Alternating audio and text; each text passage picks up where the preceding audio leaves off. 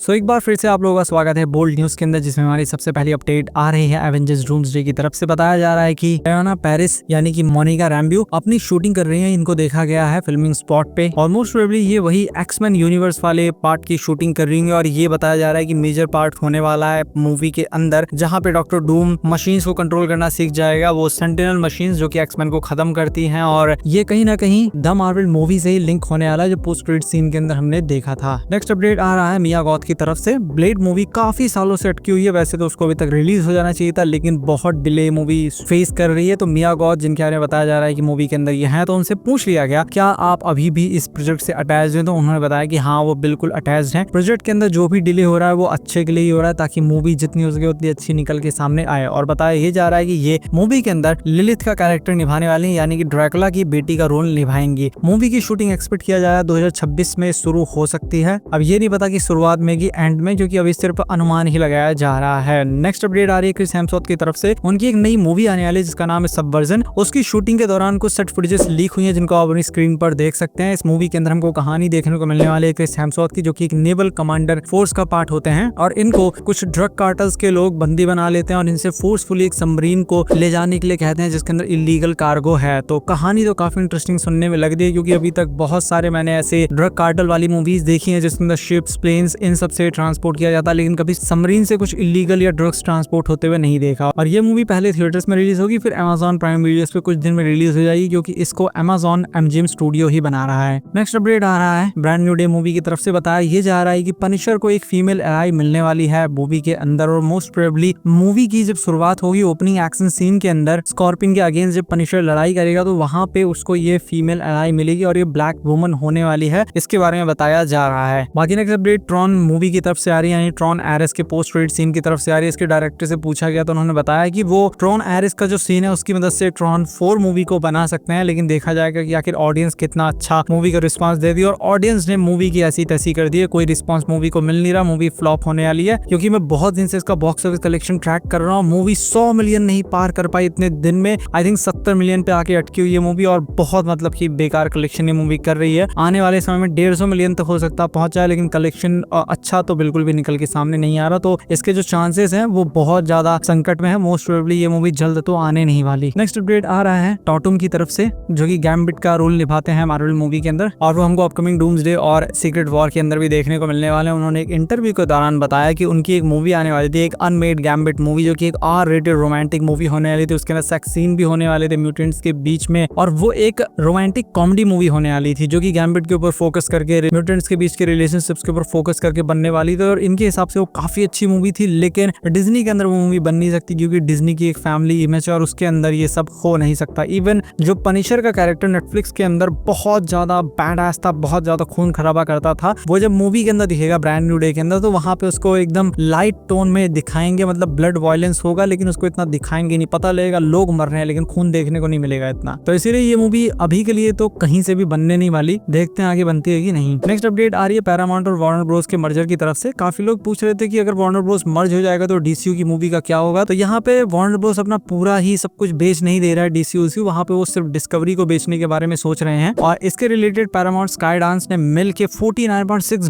Billion की bid की है, जो कि बहुत बड़ा अमाउंट होता है। पर शेयर $20 ये दे रहे हैं, और ये अमाउंट 50 बिलियन के करीब पहुंच रहा है। 1,08,900 करोड़ के करीब होता है, तो आप खुद जोड़ सकते हैं 50 से मल्टीप्लाई करके। बट वार्नर ब्रोस ने इसको रिजेक्ट कर दिया, बोला कि ये तो बहुत कम है, थोड़ा और बढ़ाओ। लेकिन अब पैरामाउंट स्काईडांस एक चालाकी करने वाला है। वो सोच रहे हैं कि इन लोगों से क्यों बातचीत करनी, सीधे जिनके पास शेयर्स हैं, जो शेयर होल्डर्स हैं, उन्हीं से सीधे बात कर लेते हैं और उन्हीं से डायरेक्टली डील करके वार्नर ब्रोस को लात मार के भगा देते हैं। क्योंकि कंपनी भले ही वार्नर ब्रोस की हो, जो बाकी बोर्ड मेंबर्स हैं वो लोग मिलकर कंपनी को चला रहे हो, लेकिन अगर मैंने कंपनी के 20% शेयर्स एक्वायर कर रखे हैं, तो मैं भी बेच सकता हूँ अपने शेयर, डायरेक्टली बेच सकता हूँ। और दूसरा ऑफर ये भी देखा जा रहा है कि पैरामाउंट स्काईडांस ऑफर को बढ़ाएगा, वैल्यू को और ज्यादा बढ़ाएगा। तो देखते हैं आगे क्या होता है। सिगोर्नी वीवर को तो आप जाते होंगे, एलियन सीरीज के अंदर हमने इनको बहुत बार देखा है। इन्होंने भी रिसेंट इंटरव्यू के दौरान बताया कि डिज्नी प्लान कर रहा है इनको वापस लाया जाए एलियन फ्रेंचाइज की एक नई मूवी के अंदर, जिसके लिए उन्होंने 50 पेज की स्क्रिप्ट भी तैयार की है। वॉल्टर हिल इसको लिख रहे हैं और इसकी जोरों शोरों से तैयारी चल रही है। लेकिन ये मूवी कब देखने को मिलेगी उसके बारे में अभी हम कुछ कह सकते नहीं, क्योंकि स्क्रिप्ट भले ही तैयार होगी, उसको रिजेक्ट भी किया जा सकता है जब तक स्क्रिप्ट सबको पसंद नहीं आएगी। तो अभी इस मूवी को आने में टाइम है। Next update Daredevil born again season 2 की तरफ से आ रही है, जिसकी रिलीज डेट कंफर्म हो गई 4 4 मार्च 2026 को हमें ये देखने को मिलेगी अगले साल। नेक्स्ट अपडेट आ रही है ब्रेकिंग बैड के एक स्टार एरॉन पाउल की तरफ से। उन्होंने बताया कि जब वो ब्रेकिंग बैड की शूटिंग कर रहे थे और भी अपने बाकी प्रोजेक्ट के अंदर इन्वॉल्व थे, तब उनको ऑफर आया था क्रिस्टोफर नोलन की डार्क नाइट फिल्म की तरफ से। एक छोटा ही रोल था, लेकिन फिर भी इनके हिसाब से वो काफी अच्छा मौका था, लेकिन इनका शेड्यूल कॉन्फ्लिक्ट कर रहा था उस शूटिंग के बीच में, इसी वजह से इन्होंने मना कर दिया था। और मेरा मानना है कि ब्रेकिंग बैड के लिए हम इनको जितना जानते हैं, क्रिस्टोफर नोलन की मूवी के लिए डेफिनेटली उतना नहीं जानते, क्योंकि मुझे भी कुछ ही कैरेक्टर्स याद हैं, बाकी कैरेक्टर्स में भूल गया। और अगर ये ब्रेकिंग बैड में ना होते तो इनको पूरी दुनिया भी भूल जाती। नेक्स्ट अपडेट एक्समैन 97 सीरीज की तरफ से आ रहा है। इसके 2 सीजन आए हैं, तीसरा सीजन आने वाला है 2027 में, लेकिन आपको बता दूं कि इसका सीजन 4 सीजन 5 दोनों की तैयारी शुरू कर दी गई है और कंफर्म हमको 4 और 5 दोनों देखने को मिलेंगे। और जिन लोगों ने अभी तक इस सीरीज को नहीं देखा, जरूर देखिए, काफी अच्छी सीरीज है, जियो हॉटस्टार पे अवेलेबल है इंग्लिश लैंग्वेज में। नेक्स्ट अपडेट आ रही है ह्यूज जैकमैन की तरफ से। रूमर्स आ रहे हैं कि वो हमको एवेंजर्स सीक्रेट वॉर के बाद भी देखने को मिलेंगे एमसीयू के अंदर, क्योंकि एमसीयू उनको आगे भी देखना चाहता है और ये एक बड़ी ऑब्वियस सी बात है। वो थॉर को भी आगे रखेंगे, मतलब सीक्रेट वॉर के बाद भी हमें वो देखने को मिलेंगे और यहाँ पे ह्यूज जैकमैन भी देखने को मिलेंगे, ताकि इन लोगों की मदद से आगे आने वाली मूवी को सेटअप किया जा सके और लोगों को डायरेक्टली शॉक ना दिया जाए कि पुराने सब लोगों को मार दो और नए लोगों को सीधे ले आओ, तो उससे एकदम आइडेंटिटी क्राइसिस आ जाएगा। हम मार्वल को, एक्समैन को जानते हैं, आयरन मैन के लिए, कैप्टन अमेरिका के लिए, डॉक्टर स्ट्रेंज के लिए, थॉर के लिए, ह्यूज जैकमैन के लिए, वुल्वरिन के लिए, डेडपूल के लिए। तो अगर एकदम से उनको मार देंगे तो फिर जो शिफ्ट है वो काफी मुश्किल हो जाएगा, उनको लगेगा नहीं कि ये वही पुराना मार्वल है। तो इसलिए इनको डेफिनेटली वो लोग जिंदा रखेंगे। और एक बार रायन रेनॉल्ड्स ने मजाक में बोला था कि लोगन को तो एमसीयू 90 साल तक भी जिंदा रख लेगा। बाकी नेक्स्ट अपडेट आ रही है ड्वेन द रॉक जॉनसन की एक flop movie the smashing machine. ये मूवी है तो अच्छी, लेकिन फिर भी सबके टाइप की नहीं है, इसी वजह से ये मूवी फ्लॉप हो गई है। बहुत